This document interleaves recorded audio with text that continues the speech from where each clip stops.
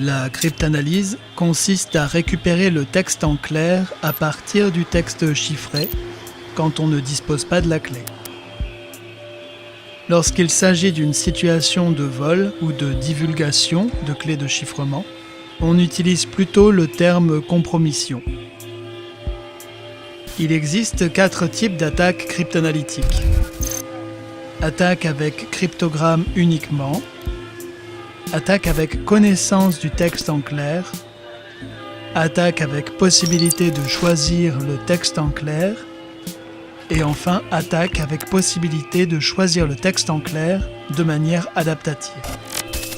Les attaques de type Known Plain Text et Chosen Plain Text sont plus fréquentes que vous ne l'imaginez.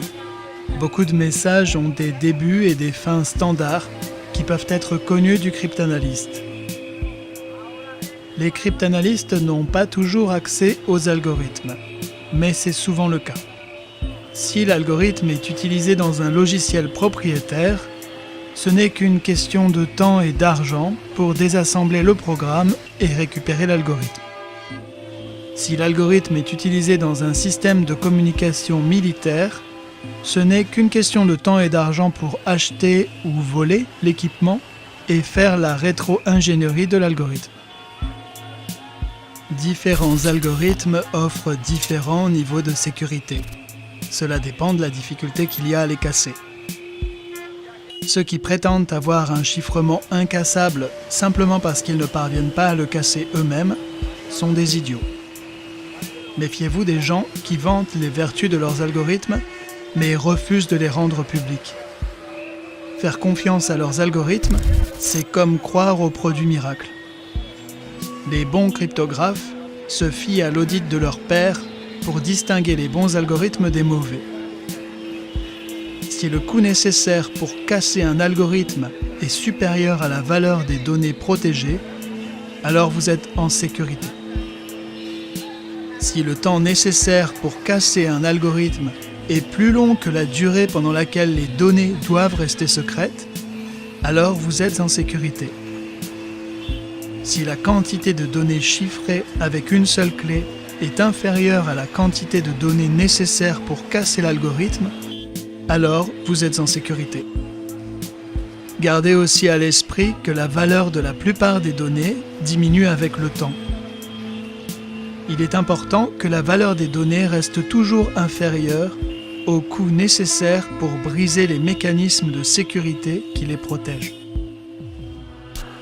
En réalité, seul le one-time pad est incassable même face à des ressources infinies. Tous les autres cryptosystèmes sont potentiellement cassables par des attaques de type Ciphertext Only, en essayant tout bêtement toutes les clés possibles une par une, et en vérifiant si le texte en clair résultant est significatif. C'est ce qu'on appelle une attaque brute force. La sécurité inconditionnelle d'un algorithme est garantie si, quelle que soit la quantité de cryptogrammes dont dispose un cryptanalyste, il n'y a pas assez d'informations pour récupérer le texte en clair. L'objectif de sécurité fondamental, c'est que rien ne puisse être appris sur le fonctionnement du chiffrement à partir du cryptogramme. Cet objectif implique l'indiscernabilité. Les cryptogrammes doivent être indiscernables de chaînes de caractères aléatoires. Cela implique aussi la non-malléabilité. Pour un message M1 et un cryptogramme correspondant C1, il devrait être impossible de créer un autre cryptogramme C2 dont le texte en clair correspondant M2 soit lié à M1 de manière significative.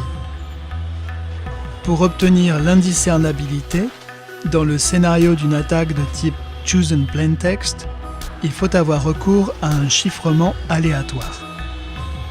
Comme son nom l'indique, il rend imprévisible le processus de chiffrement et renvoie des cryptogrammes différents lorsque le même texte en clair est chiffré plusieurs fois. Vous obtenez ainsi un chiffrement sémantiquement sûr. Le non-déterminisme est un élément essentiel de la cryptographie. dans la génération des clés secrètes, dans les mécanismes de chiffrement et même dans les attaques contre les cryptosystèmes. Sans aléatoire, la cryptographie serait impossible car toutes les opérations deviendraient prévisibles et donc à risque. Une distribution uniforme se produit lorsque toutes les probabilités de la distribution sont égales, ce qui signifie que tous les résultats sont également susceptibles de se produire. Lors de la génération de valeurs véritablement aléatoires, s'il y a n valeurs possibles, alors chaque valeur a une probabilité de 1 sur n. L'entropie est la mesure de l'incertitude dans un système. Vous pourriez penser à l'entropie comme à la quantité de surprises trouvées dans le résultat d'un processus aléatoire. Plus l'entropie est élevée, moins le résultat est certain. L'entropie est maximisée lorsque la distribution est uniforme, parce qu'une distribution uniforme maximise l'incertitude. Aucun résultat n'est plus probable que les autres. Les cryptosystèmes ont besoin du caractère aléatoire pour être sécurisés et ont donc besoin de composants à partir desquels ils peuvent obtenir cette indétermination. Concrètement, il s'agit d'une source d'incertitude ou source d'entropie, un générateur de nombres aléatoires, et d'un algorithme pour produire des bits aléatoires de haute qualité à partir de la source d'entropie, un générateur de nombres pseudo-aléatoires. Le hasard ne peut pas être généré par les algorithmes informatiques. Il provient généralement de générateurs de nombres aléatoires, des composants logiciels ou matériels qui tirent parti de l'entropie dans le monde analogique. Par exemple, à partir de mesures de température, de bruit acoustique, de turbulence de l'air ou d'électricité statique. Ou encore à partir de capteurs connectés, de périphériques d'entrée-sortie, d'activités réseau, disques, de processus en cours d'exécution de journaux systèmes ou d'activités utilisateurs telles que les pressions de touches et les mouvements de souris. La production de bits aléatoires est, de ce fait, lente. Les générateurs de nombres pseudo-aléatoires viennent compenser cette lenteur en produisant de manière fiable de nombreux bits aléatoires artificiels à partir de quelques bits aléatoires réels. On peut citer par exemple Yarrow sous macOS et iOS ou encore Fortuna sous Windows. Attention, il existe des générateurs de nombres pseudo-aléatoires cryptographiques et non cryptographiques. Les deux fournissent une distribution uniforme, mais ceux qui ne sont pas cryptographiques ont tendance à être prévisibles et ne devraient pas être utilisés pour la cryptographie. Le Mersenne Twister, par exemple, est prévisible. À partir de quelques bits produits par le Mersenne Twister, il est relativement facile de prédire quels seront les prochains bits générés. Ce générateur est utilisé dans PHP, Python, R, Ruby et de nombreux autres systèmes. En 2012, des chercheurs ont scanné l'ensemble d'Internet pour récolter les clés publiques des certificats TLS et des autres SSH. Ils ont constaté que certains systèmes avaient des clés publiques identiques. Après une enquête plus approfondie, il s'est avéré que de nombreuses machines avaient généré leurs clés publiques rapidement, dès leur premier démarrage, avant d'avoir pu collecter suffisamment d'entropie, ce qui avait conduit à ce genre de problème. MediaWiki est utilisé par Wikipédia et pour beaucoup d'autres wikis. Il génère de manière aléatoire différentes choses, comme des jetons de sécurité et des mots de passe temporaires, qui sont censés être imprévisibles bien évidemment. Malheureusement, une ancienne version de MediaWiki utilisait un générateur de nombres pseudo-aléatoires non cryptographiques, le Mersenne Twister, pour générer ces jetons et mots de passe. En 2012, des chercheurs ont montré comment exploiter la prévisibilité du Mersenne Twister pour prédire les futurs jetons et mots de passe temporaires à partir de quelques jetons de sécurité. MediaWiki a été patché afin d'utiliser un générateur de nombres pseudo-aléatoires cryptographiques. Bruce Schneier est un cryptographe de renommée internationale et un expert en sécurité. Cryptography doesn't actually provide any security because cryptography is mathematics. When we say we trust the cryptography, what we're saying is we trust the mathematics. And I think there's a lot of reason to say that. I trust the mathematics. Everything I know about cryptography tells me the mathematics is good. Certainly there will be cryptographic advances, certainly some things will be broken in the future, but by and large the math works. But math has no agency. Math can't do anything. It's equations on a piece of paper. In order for math to do something, someone has to take that math and write code and embed that code in a program and embed that program in some bigger system and put that bigger system on a computer with an operating system, on a network, with a user. And all of those things add in security. And when the NSA breaks cryptography, by and large, they don't break the mathematics. They break something else. They break the implementation. They break the software. They break the network. They break the hardware the software is running on. And they do something somewhere else. And again we learn this lesson. Like the math works, but putting stuff around it is much harder. Now there's an important corollary here, that complexity is the worst enemy of security. Right? What these things do is they add complexity. The more complex you make your system, the less secure it's going to be because the more vulnerabilities you'll have. The more mistakes you'll make somewhere in that system. And we learn again and again when we see analyses of voting systems, embedded systems, your cell phone, messaging systems, email systems, that it's always something around the crypto, something that the designers, the implementers, the coders, the users got wrong. And the simpler we can make systems, the more secure they are.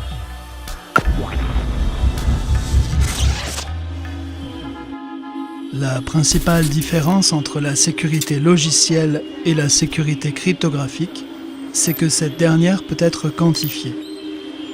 Contrairement au monde du logiciel, où les applications sont généralement considérées comme sécurisées ou non, dans le monde cryptographique, il est souvent possible de calculer l'effort requis pour casser un algorithme. La sécurité computationnelle considère qu'un chiffrement est sûr s'il ne peut pas être cassé dans un délai et avec des ressources raisonnables.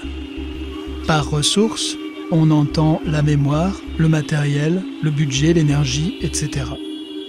La sécurité computationnelle est un moyen de quantifier la sécurité d'un algorithme de chiffrement.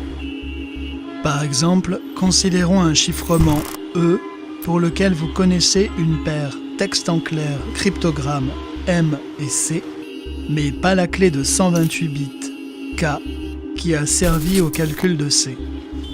Ce chiffrement n'est pas informationnellement sûr, car vous pourriez le casser en essayant les 2 puissance 128 clés possibles jusqu'à ce que vous trouviez celle qui correspond. Mais en pratique, même en testant 100 milliards de clés par seconde, ça prendrait plus de 10 puissance 32 années. En d'autres termes, raisonnablement parlant, ce chiffrement est computationnellement sûr, parce qu'il est impossible à déchiffrer dans la pratique. La meilleure attaque sur un chiffrement devrait toujours être de type brute force, autrement dit, essayer toutes les clés jusqu'à ce qu'on trouve la bonne.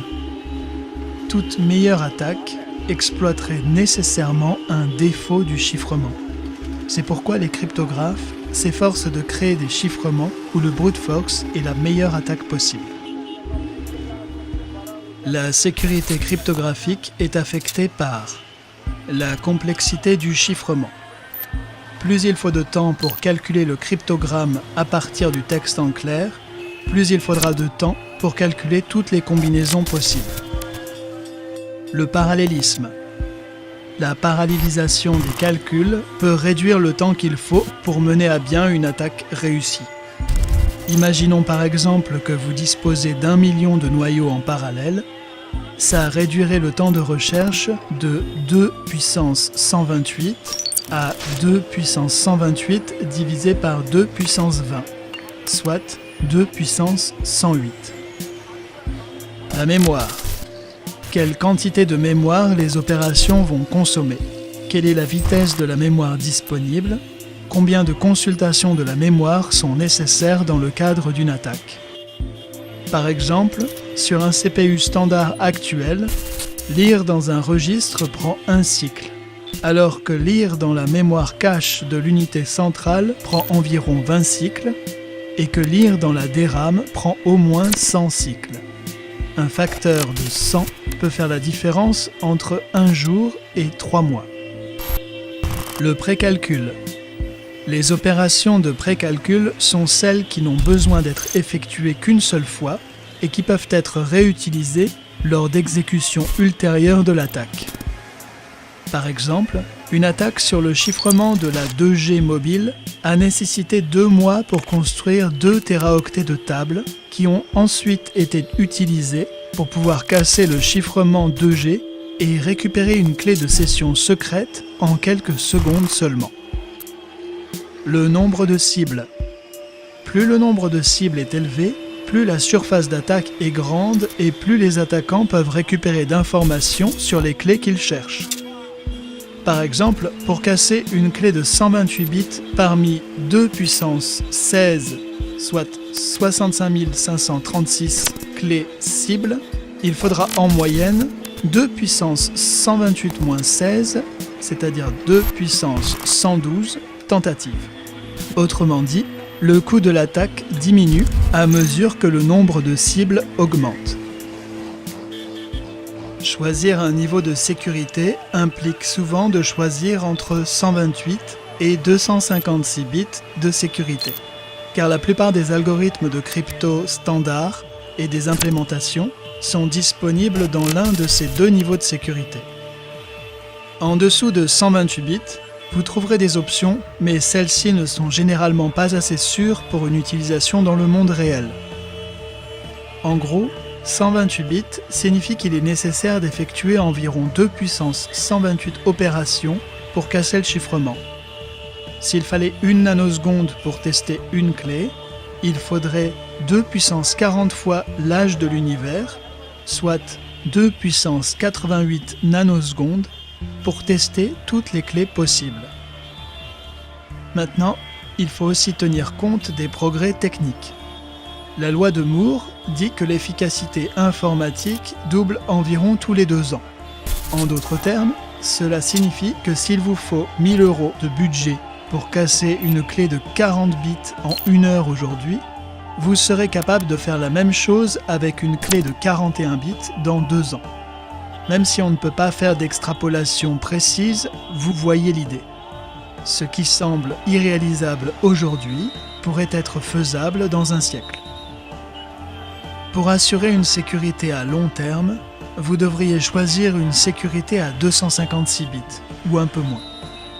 Même dans le pire des cas, l'existence d'ordinateurs quantiques par exemple, il est peu probable qu'un système sécurisé à 256 bits soit cassé dans un avenir prévisible.